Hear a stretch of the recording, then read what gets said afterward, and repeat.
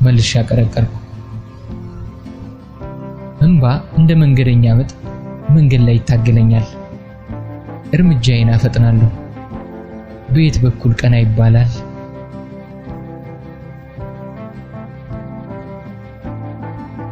የሴቶች እኩልነት ሲባል በቴሌቪዥንና ሬዲዮ የሴቶች እኩልነት ሲሉ እኔ የሚታየኝ ብቸኛ ነገር በእኔና በማህደረ መካከል የነበረው የእኩልነት ትግል ነበር። ይሄ ውድድር መኖሩን ማህደርን ጨምሮ ማንም አያውቅም። አሸነፍኩም ተሸነፍኩም የውስጤ ድልና የውስጤ ውድቀት ነበር። ተወዳዳሪ እኔ፣ ተመልካች እኔ፣ ዳኛም እኔ የሆንኩበት የእድሜ ልክ ውድድር ውስጥ ነበር የምኖረው። እድሜ ልኬን የተወዳደርኩት ማህደረ ጋር እኩል ለመሆን ካልቻልኩም ለመብለጥ ነበር። የተዳላላት ልጅ ናት። ተፈጥሮ አዳልቶላታል፣ ማህበረሰቡ አዳልቶላታል፣ ወንዶች አዳልተውላታል። አጠገቧ ቆሜ ተረስቻለሁ። የመጡት ሁሉ ከፊቷ የተዘረጋው እኔን እንደ ምርቃት ሪቫን በቸልተኝነት መቀስ ቆርጠው እሷን ሲያከብሩና ሲያሞግሱ ነው የኖሩት። ማህደረ ውድድር መኖሩን እንኳን ሳታውቅ ስታሸንፈኝ ነው የኖረችው። የራሴ እናት ሳትቀር እንደ ማህደረ ጎብዥ፣ እንደ ማህደረ ቁጥብ ሁኚ፣ እንደ ማህደረ ንጹህ ሁኚ ስትለኝ ነው የኖርኩት። ታዲያ በእኔ ጉብዝና ሳይሆን በሁኔታዎች ማህደረን ያሸነፍኩባቸው አጋጣሚዎች ነበሩ። ድሎቼን ደጋግሜ በመቁጠር የማገኘውን እርካታ ከሌላ ከማንም ነገር አላገኘውም። ድል አንድ። ገና አንደኛ ክፍል ስገባ ማህደረ ጋር አንድ ወንበር ላይ ነበር የተቀመጥነው። ያኔ ነው ለመጀመሪያ ጊዜ የተዋወቅነው። ያቺ የቆላት እናቷ እንዳሻንጉሊት አሳምራ ነበር የምትልካት። ደብተሯ ሳይቀር ጠረኑ የሽቶ ነበር። እኔ ለእንጀራ ሻጭ እናቴ ገና በጧቱ ቅጠል ሳቀብል ምድጃ ለምድጃ ቆይቼ የፀጉሬ ላይ ሸቀጥ እንኳን ሳይራገፍ ጭስ እየሸተትኩ ነበር ተንጨባረሬ ክፍል የገባሁት። የመጀመሪያ ቀን አርፍጄ ስደርስ ክፍሉን የሞሉት ማቴዎች በአዲስ ዓመት ልብስ ዘንጠው የልብ ስለተሰማቸው እንደኔ አይነት ጨብራራ መዳመፃን አጠገባቸው እንድትቀመጥ አልፈለጉም። ታዲያ ያቺ እንዳሻንጉሊት የምታመር ጥቁር ልጅ ነይ እዚህ ብላ ጠጋለችልኝና ልክ እንደ ትልቅ ሰው ማን ነው ስምሽ? እኔ ማህደር ነው ስሜ አለችኝ። ቅልብልብ ያለች ነበረች። አመቱ ሙሉ ከእርሳስ እስከ ቸኮሌት እያካፈለች ጓደኝነታችንን በትንሽ ደግ ልቧ ሰራችው። ቸኮሌት ለመጀመሪያ ጊዜ ያቀመሰችኝ ማህደረ ናት። እነዚያ ከረሜላዎችና ቸኮሌቶች የቅንጦት ጣፋጭ ብቻ አልነበሩ። ለኔ በ10 እጥፍ ይሟጭረኝ ከነበረው አስቀያሚ ረሃብ የሚገላግሉኝ መደበኛ ምግቦቼ ነበሩ። ችጋራም አስቀያሚና ሰነፍ ነበርኩ። በዛ ላይ አብዝታ ትዘፍንልኝ ነበር። ለኔ ብቻ ሳይሆን ተማሪ ፊት ወጣ ትዘፍን ነበር። የማታውቀው ዘፈን አልነበረም። አፍ የፈታችው በዘፈን ይመስለኛል። በዚህ ዓመት ምንም ባልገባኝ በማላውቀው ትምህርት ወድቀሻል አሉኝ። ማህደረ ግን አለፈች። በማለፏ ከመደሰት ይልቅ በእኔ መውደቅ አለቀሰች። እናቴ ካርዴን ጎረቤት ወስዳ አስነበበችና አገር እስኪቃጠል ስድብና እርግማን እያወረደች እስኪ በቃት ቀጠቀጠችኝ። ከምንም በላይ ያበሳጫት ደግሞ ካርዴ ላይ የወላጅ ክትትል ያስፈልጋታል የሚል አስተያየት መጻፉን ጎረቤታችን ከነገሯት በኋላ ነው። እናቴ ማንበብም ሆነ መጻፍ አትችልም።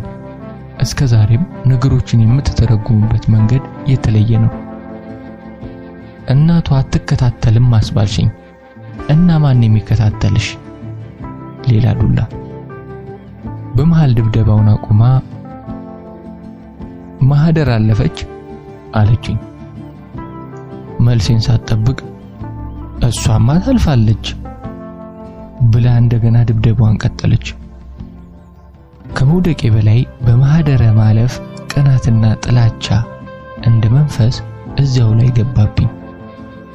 ከዚያ ሁሉ ስጋዬን ያዛለ ድብደባ ይልቅ እናቴ የማህደረን ስም ከጠራች በኋላ የሰነዘረቻቸው ዱላዎች ነፍሴ ላይ ነበር ያረፉት። ቢሆንም በአንድ ክፍል እንደተበላለጥን ጓደኝነታችን ቀጠለ። ማህደረ 4ኛ ክፍል እኔ 3ኛ ክፍል ሆነን ማህደረ እናቴ ጠፋች እያለች በየቀኑ ማልቀስ ሆነ ስራዋ። መስፈኗን አቆመች። ያቺ ምላሳም ልጅ የማትናገር የማትጋገር ዝምተኛ ሆነች። እኔ ጋር ብቻ ነበር የምታወራው። በዚሁ ዓመት በጭራሽ ያላሰብኩት ነገር ተፈጠረ። በጉብዝናዋ የምትታወቀው ማህደረ ወደቀች። ካርዷ ላይ የታተመውን አልተዘዋወረችም የሚል ማህተም ሳይ ውስጤ በደስታ ዘለለ። ጓደኝነታችን እንደገና አንድ ክፍል አንድ ወንበር በመጋራት ቀጠለ። ያቺን ድል የሕፃንነት ተራ ጉዳይ አድርጌ አላያትም። ባስታወስኳት ቁጥር ነፍሴ ይደሰታል። አልተዘዋወረችም የሚል ቃል በወርቃማ ፊደል የተጻፈ የድል ቃል ነው የሚመስለኝ። በትምህርት መጎበዝ የጀመርኩት በማህደረ እርዳታ ከ4ኛ ክፍል በኋላ ነበር። ያው ለተዋ ግን ከቅናት አልፈወሰኝም። እንዲያውም በረዳችን ቁጥር ውስጤ ይበሳጭ ነበር። ሰነፍ ሆና ወደቀች የተባለችው ልጅ በአመቱ ከክፍል 1ኛ ወጣ ወደ 5ኛ ክፍል ተዘዋወረች። 20 ምናምንኛ ወጥቼ ተከተልኳት። ደስታ ይደፈረሰ። ድል 2 ከጋሽ አለምነህ አርግዤ ከወለድኩ በኋላ ከሃይማኖት ሰባኪውም ከሬዲዮና ምናምን ሰባኪውም በላይ የበለጠ መርከስና ትንሽነት ይሰማኝ የነበረው ከማህደረ ጎን ስቆም ነበር። ሲጀማምረኝ ሕክምና መሄድ ፈርቼ ስለዘገየው ኢንፌክሽን ፈጥሮብኝ የሆነ ሽታ ያለው ፈሳሽ ከማህፀኔ እየወጣ ያሳቀቀኝ ነበር። አንድ ቀን ታዲያ ልናጠና ተከታትለን እቤታቸው ሲሄድ ማህደረ በተለመደው የጓደኝነት ስሜት ፊቷን አጨፍግጋ የሆነ ነገር ይሽተኛል፣ አንቺ ደንበራ ምናምን ረግጥሻል እንዴ አለችኝ ወደ ጫማዬ እያየች። ጊዜ ሄደ። ከዓመታት በኋላ አብርሃም ጋር ጉድ ስትል አረገዘች። እየጎተትኩ ወስጄ ባለፍኩበት መንገድ ታልፍ ዘንድ ጋበዝኳት። አስወረደች።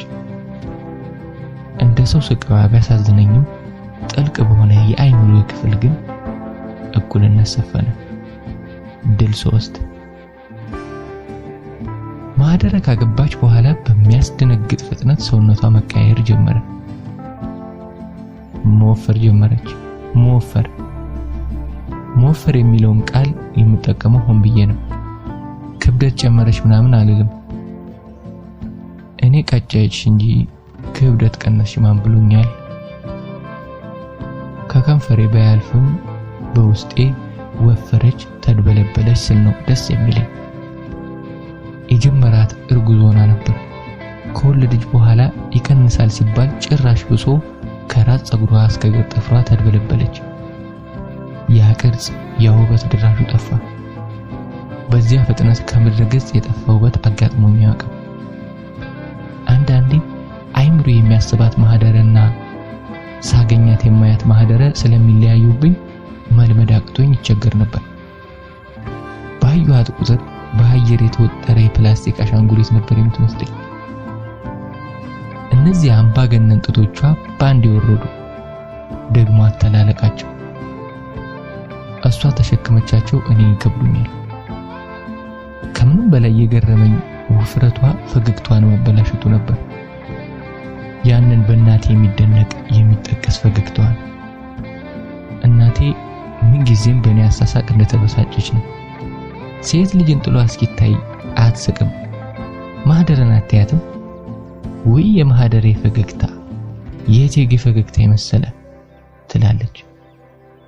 ደግሞ የእቴጌ ፈገግታ ምን ይሆን እያልኩ የሚበሳጭበት። ከድሮ ጀምሮ ስትስቅ ከንፈሯን እንደከደነች ወደ ግራ ጠመም የምታደርገው ነገር ነበራት። በተለይ ነገር አልጥም ሲላት የሚያምር ማሽማጣት የሚመስል ፈገግታ። አሁን ግን እንደዚያ ስታደርግ የቀኝ ጉንጯ ከመፈሩ የተነሳ ወደ ታች ወረድ ስለሚል ፊቷ ላይ የሆነ መዛባት ያለባት ሴት ያስመስላት ነበር። ፈገግታዋ ሞተ። ለሞተ ፈገግታዋ በውስጤ ፈገግ አልኩ። ያ ፈገግታዬ የእቴጌ ፈገግታ ሳይመስል አይቀርም። ፈገግታዋን መግደል የጀመርኩት ከውፍረቱም በፊት ነበር። የሰርጓ ቀን እናቴ አስተናጋጅ ነበረች። ሙሽራው ከመድረሱ በፊት ማህደረ ቬሎዋን ለብሳ ሚዜዎቹ የቀረውን ነገር እያዘገጃጀን ውር ስንል እናቴ ድንገት ወደ ማህደረ ክፍል ብቅ አለችና የኔ እናት እቴጌ መሰልሽ እኮ ቱ ካይን ያውጣሽ አለቻት። ማህደረ ተፍነከነከች። ቃሏ ያበሳጨኛል። እቴጌ ሚዜዎቹ ዞሮ ሲሉ ጠብቄ ማህዬ የኔ ውድ በቃ ገባሽ? ሁል ጊዜ እንደዚህ ደስተኛ ሆኜ ያለፈውን እርሺው ደግሞ ከትላንት ወዲያ ከጸጉር ቤት ተፍተሽ ያደረግሽውን ተደግሚያትና እኔ ራሴ አለቅሽም ከምር ብዬ በስሱ እጇን ቆንጠጥ አደረኳት። ያላወቅን እንዳይመስልሽ ብዬ ሳጨመርኩበት። ፈገግታዋ ድራሹ ጠፋ። ያላወቅን እንዳይመስልሽ ያልኩት ሆን ብዬ ነበር። ልክስክስነትሽን ሁሉም አውቋል። ተሳቀቂ ነበር መልእክቱ። እንዳሰብኩትም ተሳቃ ፊቷን ጥላዋለች። በሰርጓ ቀን እልል እያልኩ በጭፈራው መሃል አያታለሁ። ማን ለማን ልል እንደሚል ማን አባቱ ያውቃል። ማህደረ ለኔ መጥፎ ነበረች? በጭራሽ። ሁለተኛ ዲግሪ ለመማር ገንዘብ ቢያጥረኝ ያኔ እሷ ትምህርቷን ጨርሳ ነበር። ገጠር ለገጠር ተንከራታ ያጠረቀማቻትን ብር አውጥታ ተማሪ ብላይ ሰጠችኝ እህቴ ናት። በደሞዝ ከሷ አሻል ነበር፣ ግን ለሜካፕ ለልብስ ቶማስ ለሚባል ስራ ፈት ጓደኛዬ የማውጣው ወጪ አራግፎኝ ነበር። ታዩ ቅርብኝ ስላት እጄን ይዛ ወስዳ ያስመዘገበችኝ ማህደረ ናት። ይህን ሳስብም ባዬ ይመጣል፣ ግን የማላውቀው በሽታ አለብኝ።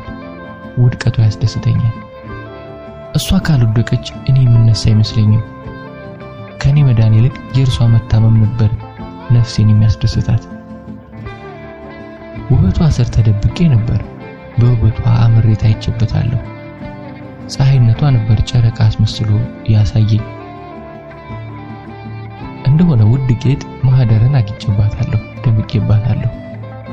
ያንን ውበት የውፍረት ናዳ ሲቀብረው ቀስ በቀስ መራቅ ጀመርኩ። በእያንዳንዷ ቆንጆ ሴት ውብ ጥላ ስር ባለ ድርሻ አካላት ነን ብለው የሚጠለሉት ወንዶች ብቻ አይደሉም። ዓላማው ይለያይ እንጂ እኛም ሴቶች አለንበት። ክፉ ነኝ የምለው በዚህ ብቻ አይደለም። ከማህደረ ጋር ከመራቄ በፊት ናፈቅሽኝ በሚል ሰበብ ሄጄ አብርሃም ጋር ስላየኋት አዚዛ የምትባል ሴት ውበት አንድ ባንድ ነገርኳት። ያውም ካየኋት ከስንት ጊዜ በኋላ። ምን አይነቱ ልክስክስ ነው እያልኩ አዚዛ ነው ስሟ አልኳት። የሰውነት ቅርጿ ታዩ ይመስለኛል ውጭ ሀገር ቆይታ የመጣች ስልጡን ሴት ናት እያልኩ ማህደረን በእያንዳንዱ ቃል ሰውነቷን በመርፌ የምተከተቃት እስኪመስለኝ ስቃይዋን ፊቷ ላይ አየው ነበር። እነዚያ መርፌዎች ለዓመታት እንደጋሻ ፊቷ ቆሜ እኔ ሰውነት ላይ ሲሰኩ ይኖሩ ነበሩ። ጓደኛዬ ናት፣ ባካፍላት ምን ችግር አለው ብዬ በውስጤ እስቅና መልሼ ምን አደረገችኝ እላለሁ። ይህም ሁሉ ሆኖ የምትኖርበት የተንጣለለ ግቢና ቪላ ያበሳጨኛል። እናቴ ስለ ማህደረ በተነሳ ቁጥር ባይነሳም ራሷ ድንገት አንስታ ደህና ሰው ላይ ወደቀች ትላለች። እዚያ ግቢ ውስጥ የቆመች ባሏ የገዛላት መኪና ምንም ሳትሰራ ዘና ብላ መኖሯ ጭምር ደሜን ያፈላል። እጇን አጣጥፋ ተቀምጣ እንኳን ለአሸናፊነት መፈጠሯ የሚገባኝ የባሏ ቤተሰቦች እንደ ልዕልት ሲያከማጥሏት ስመለከት ነው። ተፈጥሮ ፍርደ ገምድል ይሆንብኛል። ጓደኝነቴ ከምን አይነት መንፈስ እንደተሰራ እንጂ ምናልባትም እያንዳንዱ ጓደኝነት ውስጥ ትንሽ ጠላትነት ሳይኖር አይቀርም። ለሷ አዝኜ ሳይሆን በራሴ ውድድር 10 ጊዜ እየወደቁ መላላጥ ሰልችቶኝ መራቁ ይሻለኛል አልኩ።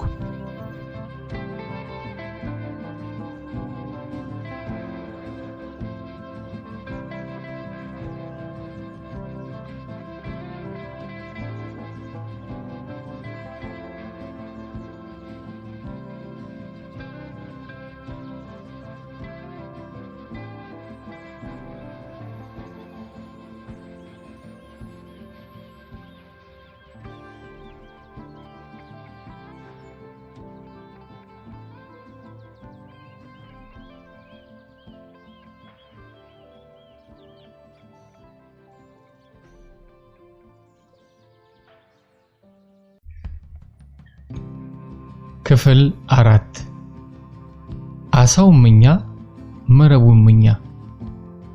ዮናስ። በዚች ምድር የመኖሬ ምክንያት የምትለው ዋናው ነገር ምንድነው ብባል ቤተሰብ ነው ባይ ነኝ። እንዲያው ላፌ ሳይሆን እግዚአብሔር ነፍሴ ውስጥ ያስቀመጠው የቤተሰብ ፍቅር ላፍታ እንኳን የማይናወጥ እንደ አለት የጸና ተራራ ነው። ሌት ከቀን ሐሳቤ እናቴና 2 ታናናሽ እህቶቼ ናቸው።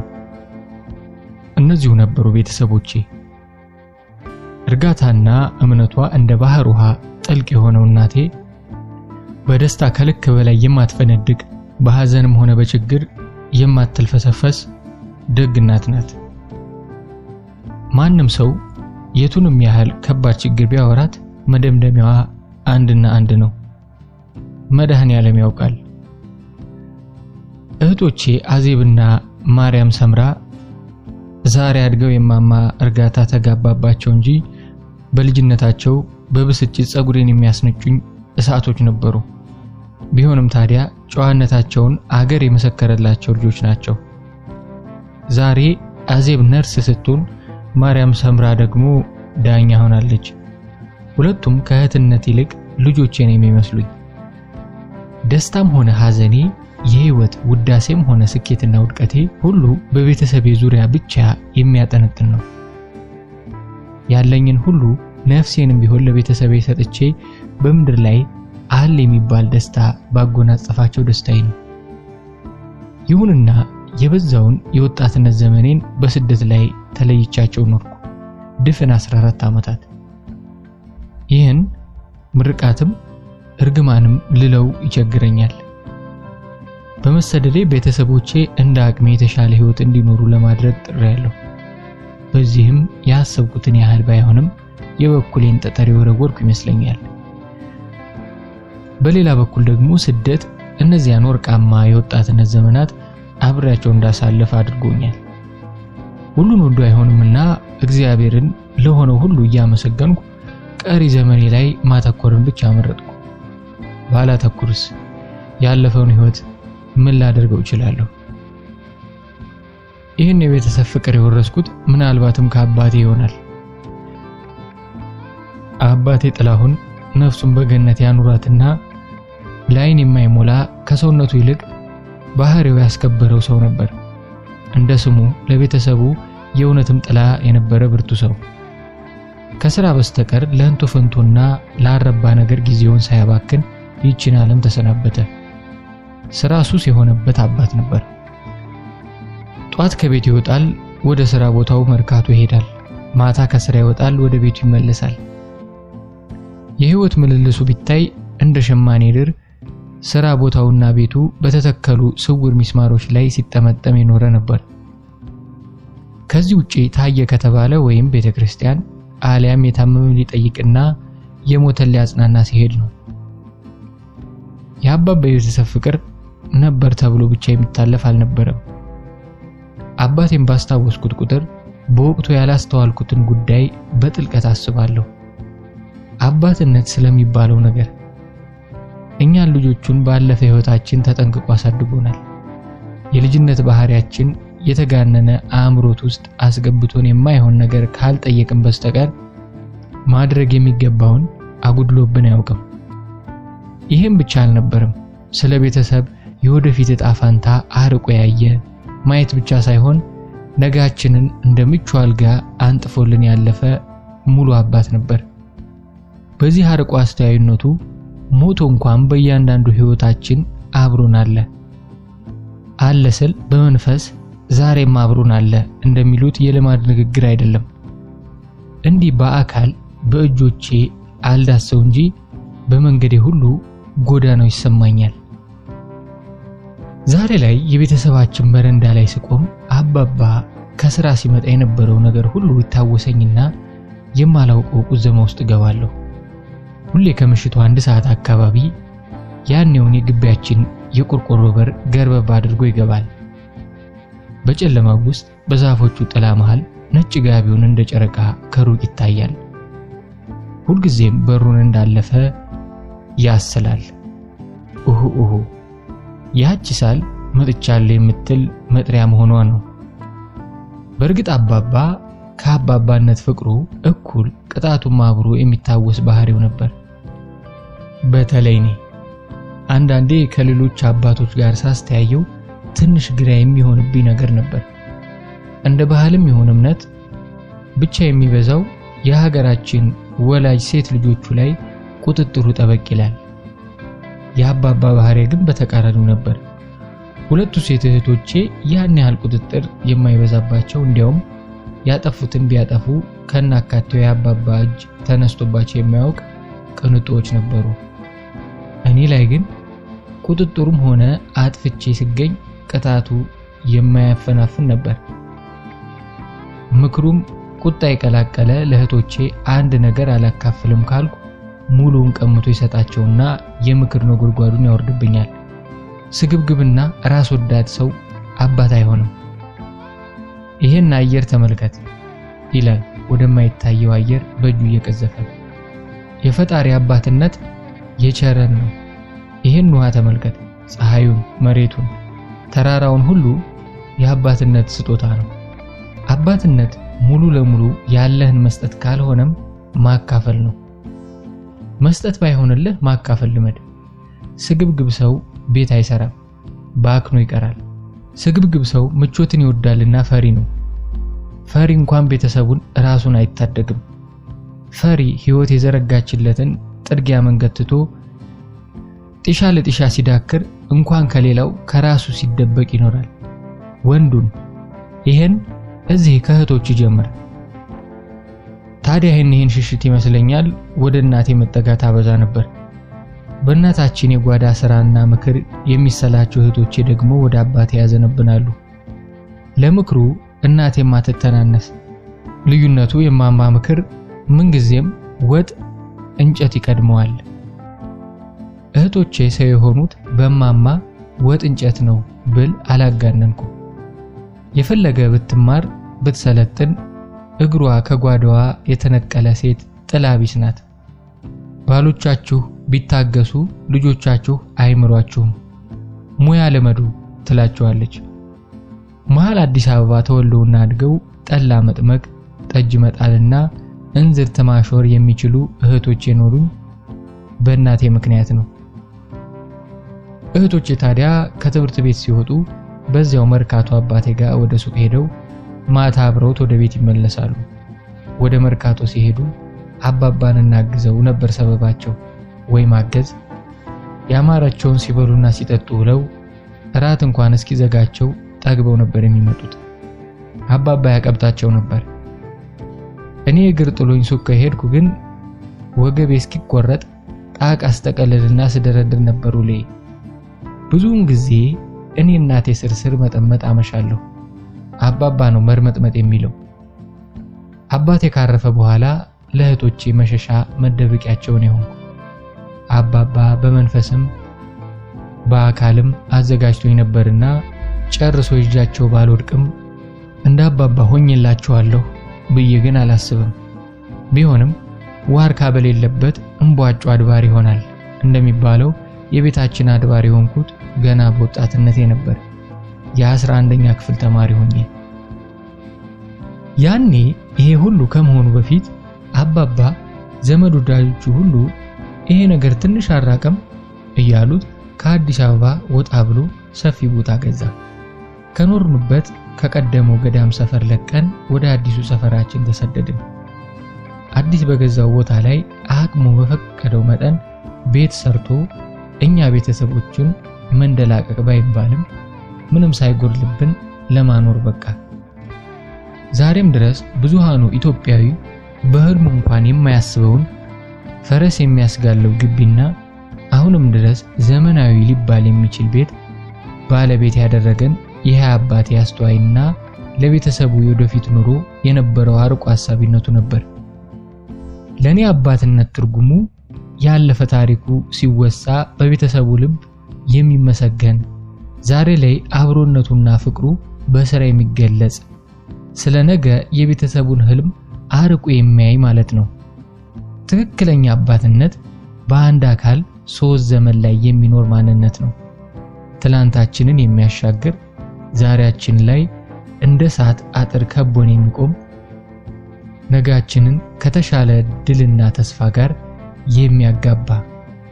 አባትነት በሰማይ ያለው አምላክ ምድራዊ ምሳሌ መሆን ነው። እንደዚያ ነበር አባባ። አንዳንዴ በጎነት ብቻ ሳይሆን እድልም ያስፈልጋል መሰል። አባባ በእድሜው አመሻሽ ላይ በማረፊያው የያዘው ሀብት እጁ ላይ እንደ አረፋ የተበተነበት ምስኪን ሰው ሆኖ ነበር። መርካቶ የነበረውን የጣቃ ልብስ መሸጫ ሱቅ ከነ መጋዘኑ በሚያሳዝን ሁኔታ አብረውት የሚሰሩት ያውም ከገጠሩ በልጅነታቸው አምጥቶ ስራ ያለማመዳቸው የራሱ ዘመዶች በተንኮል ወሰዱበት።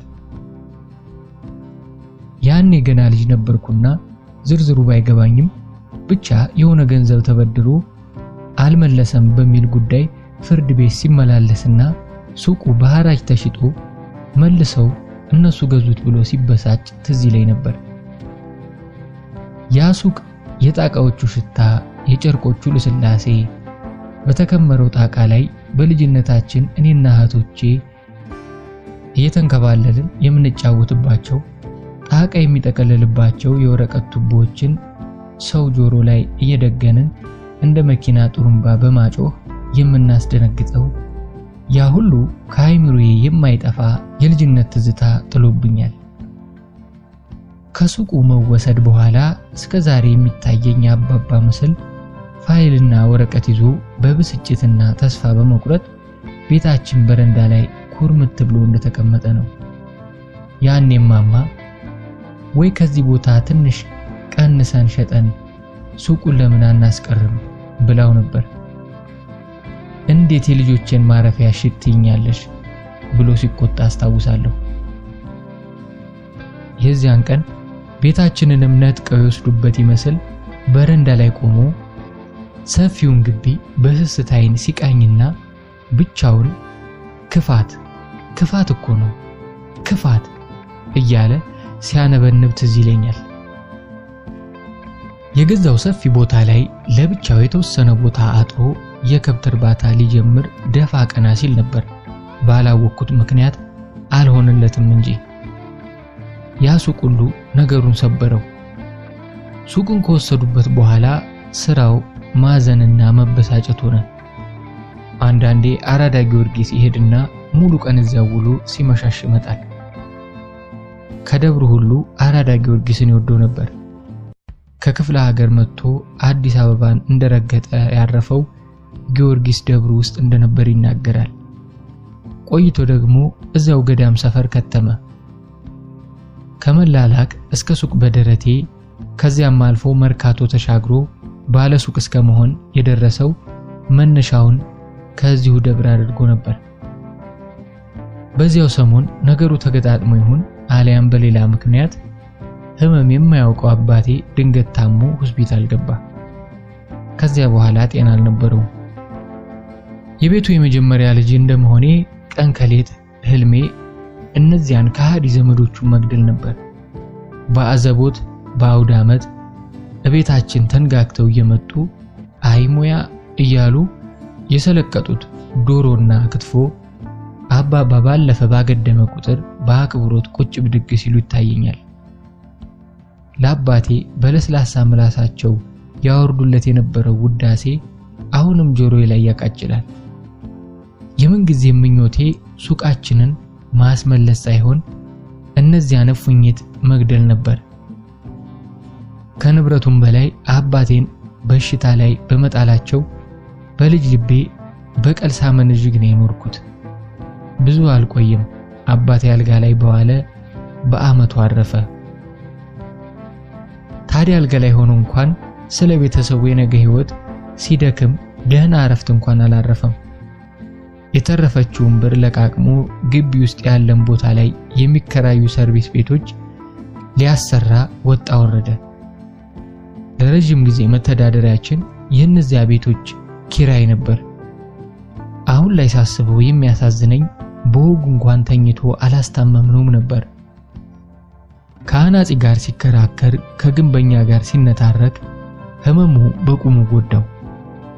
አንድ ቀን ሰርቪሶቹን ቀለም ሲያስቀባ ውሎ ለምሳ አረፍ እንዳለ ራሱን ስቶ ወደቀ። ደጋግፈው ወደ ቤት አስገቡት። ከዚያ በኋላ እንደገና አልተነሳም። ከአንድ ወር በኋላ አረፈ።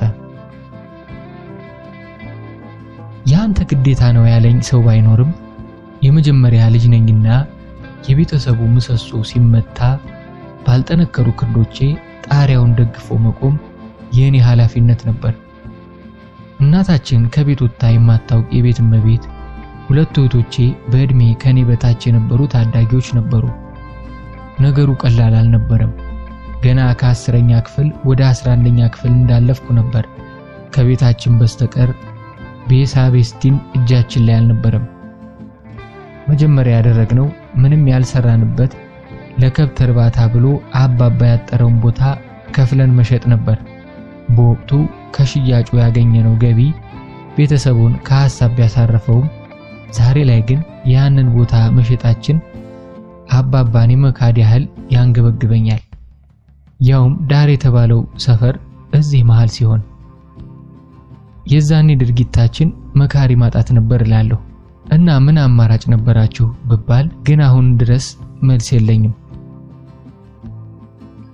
የሸጥነው ቦታ ላይ የተሰሩ 2 ቪላ ቤቶች የዚያ አቅመ ቢስነታችን ሐውልት ይመስሉኛል። ሳያቸው ደስ አይለኝም። እናቴ ታዲያ ሲበዛ አማኝ ናትና መድኃኔዓለም የቀረውን ይባርክልን ትላለች። ሌላ ምን ይባላል? እንደምንም ኑሮን በጥንቃቄ እየገፋን 2 ዓመታት አለፉ።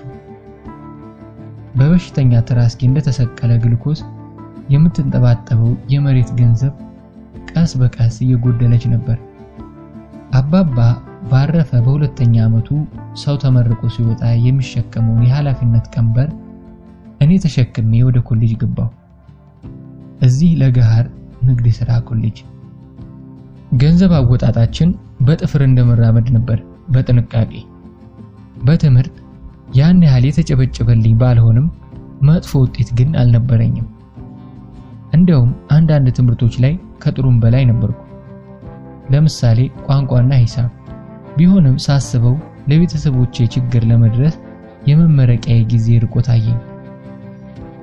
ያም ብቻ ሳይሆን ተመርቄ በደሞዝ ምን ልቀይር እችላለሁ የሚል ሐሳብ ያስጨነቀኝ ነበር። ገና ሳይደርስ ተስፋ የቆረጥኩበት ተስፋ አለ። ትምህርት ለኔ እንደዚያ ነበር፣ ተስፋ የቆረጥኩበት ተስፋ። ይሄ ደግሞ ሌላ የህይወት አማራጭ ወደ ማፈላለግ ገፋኝ። ምናልባት አባቴ ትምህርት ለሚባለው ነገር ያሳየው የነበረው ቸልተኝነት ጎትቶኝ እንደሆነም እንጃ። ዕውቀት መቼስ ጥሩ ነው፣ ግን ተምሮ የሌሎች ባሪያ መሆን ምኑም አይታየኝም ይል ነበር። ያን ያህል ትምህርት ላይ ግፉ የሚል አባት አልነበረም። ወደ ንግዱ ነበር የሚያደፋፍረን። ንግድ ትርፉ ብቻ እንዳይመስላችሁ፣ ነፃነቱ በብር አይተመንም ይለን ነበር። የአባባን ችክ ብሎ ከጧት እስከ ማታ መስራት ስመለከት ታዲያ ነፃነቱን እጠራጠር ነበር። የነፃነት ትርጉም ለመረዳት ትንሽ በባርነት ማለፍ ሳይጠይቅ አይቀርም። ቆይቶ ነው የአባባ አባባል የገባኝ። ለትምህርት እንዲህ ለዘብተኛ አባት ቢሆንም ታዲያ ጥሩ ትምህርት ቤት እየከፈለ ነበር ያስተማረን። በስደት ህይወቴ ባህር ከተሻገርኩበት ጀልባ እኩል የእንግሊዘኛ ቋንቋ ችሎታዬ ነፍሴን ታድጓታል። ይሄም የአባባ ስንቅ ነበር። ነፍሱ በሰላም ትረፍ። እንደዚህ ነኝ። ስለሱ ስጀምር አውራ እያለ የሚገፋኝ መንፈስ አለ። ታዲያ ቀብሩ ላይ የሚነበብ የህይወት ታሪኩ ሲጻፍ ጓደኞቹ ምን እንደሚጽፉ ጭንቅ አላቸው። ለምን ጨነቃቸው? እንደ አባባ አይነት ሰዎች ታሪካቸው ለአደባባይ አይሆንም?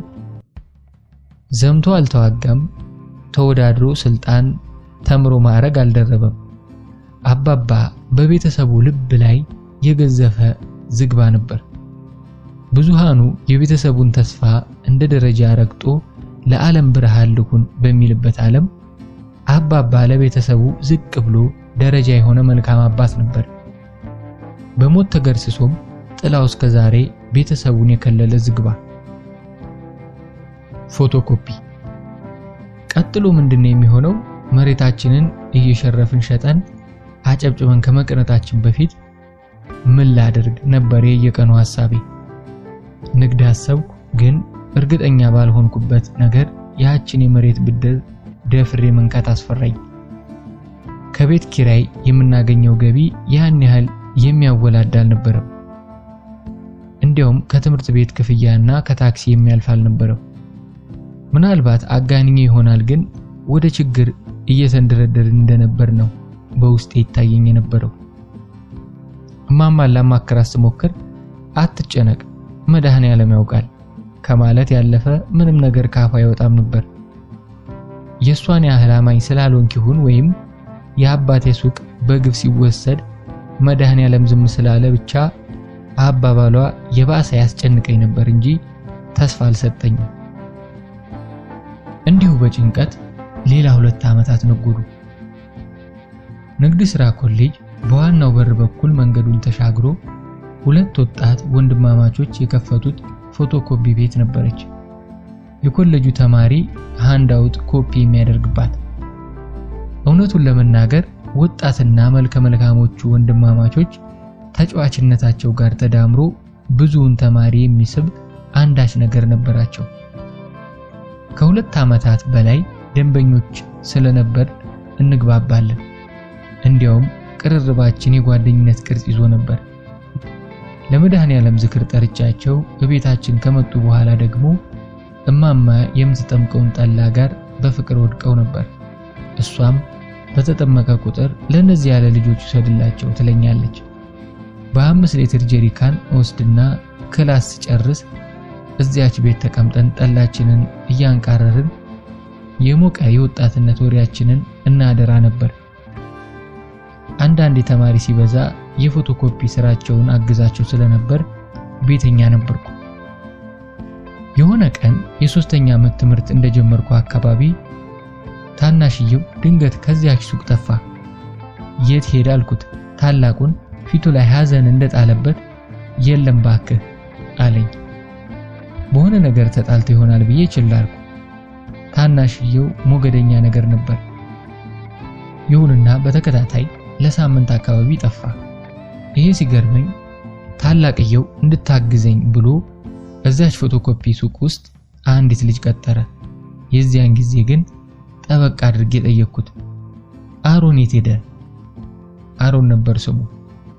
ልክ የተሳሳተ ነገር የጠየቅኩት ይመስል ኮስተር ብሎ ና ቡና እንጠጣ አለና እየተጣደፈ ይዞኝ ወጥቶ ቴሌባር ወሰደኝ።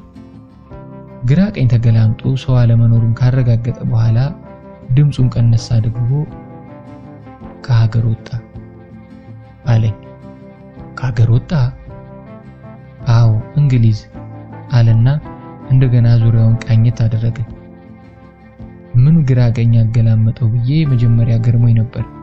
በኋላ ቀስ በቀስ አካያዱን ሲነግረኝ ነገሩ ህግ ወጥ እንደሆነ ገባኝ። ይሁንና ልክ እንደመገላመጥ የሆነ አዲስ ተስፋ ጫረብኝ። ለካ መሄድም አለ የሚል።